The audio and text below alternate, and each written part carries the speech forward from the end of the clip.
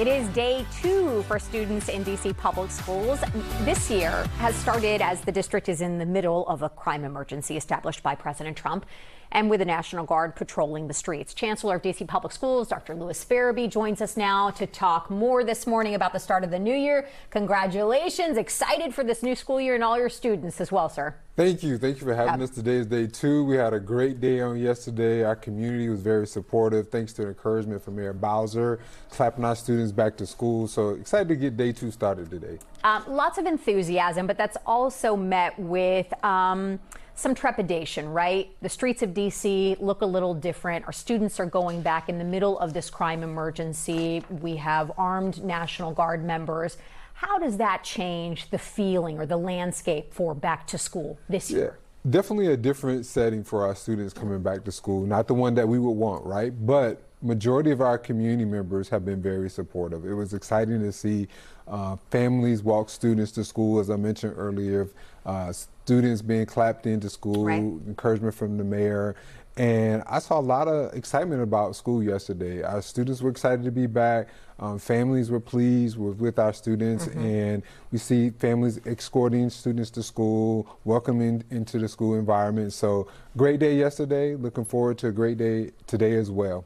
I have to ask you about, of course, some of the trepidation that comes back with some students and some families, really, on their behalf about students returning to the classroom and the concern of ICE agents quite possibly showing up to schools. We've heard from the mayor's office that some parents have expressed concern about sending their kids off to school and whether or not they'd be safe outside their homes. What reassurance, what guidance, what do you tell parents who may be feeling angst right now, concerns that their children may be met with ICE officials at their school? Well, we remind families, we continue to assert that D.C. public schools, our schools, continue to be the safest place for young people, right? So families should be really comfortable when they send their child to school. We've assured families that there's no indication that there'll be any ICE activity on our school campuses. We also let families know that we continue to follow the law. We don't share any personal information, files of students.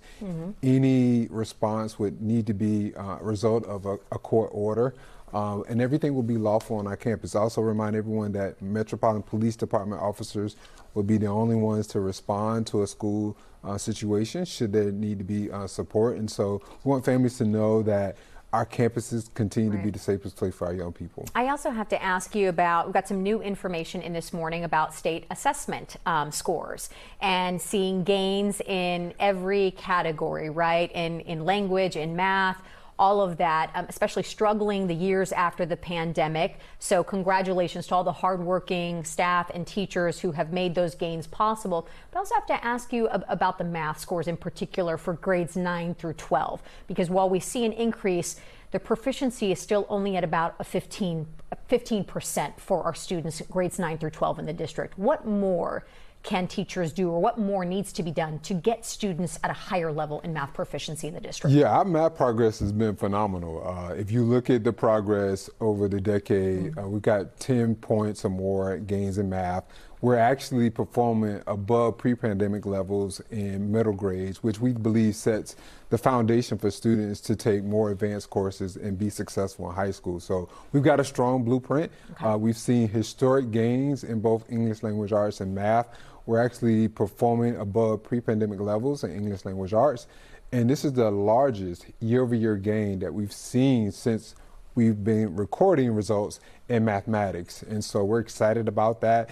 And we have close to 20% of our schools that realized double-digit gains in performance year over year. So it was a great year for us, and we're going to take that momentum into this school year. And we hope those gains continue. I have to ask you, lastly, new bell-to-bell cell phone changes. That's going to be different for a lot of students. How do you feel about it? Actually, not different for a lot of our students. So we've been piloting this approach in our middle school, got lots of positive feedback from both students, families, educators, even students admitting, like, I'm more focused focused and I have better relationship with my peers.